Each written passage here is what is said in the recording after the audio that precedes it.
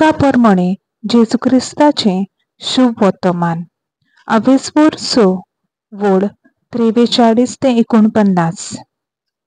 बरें झाड वायट फळ दीत शेना न्हय म्हूण वायट झाड बरें फळ दीत शेना. ताच्या फळा प्रमाणे दर एक झाड वळखूंक मेळटा. कांट्याची कोणे अंजिरांत काडल्यांत म्हणना न्हय म्हूण तरांत्याच्यो कोणेच दाखो काडलेलो ना. बरो मनीस आपल्या काळजाच्या बऱ्या भांडारांतलें बरें काडून दाखयता. वायट मनीस आपल्या वायट भांडारांतलें वायट काडून दाखयता. तर काळजांतलें बरोन ओत्ता तेंच तोंडांतल्या उतरांनी व्हांवता. म्हाका तुमी सायबा सायबा कित्याक म्हणटात आनी हांव सांगता तें करिनात?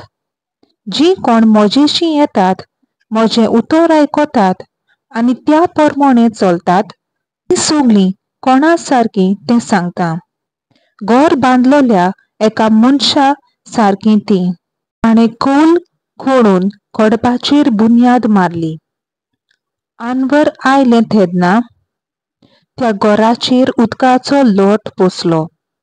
पूण तें हालोवंक जालें ना, कित्याक तें घोट बांदलोलें.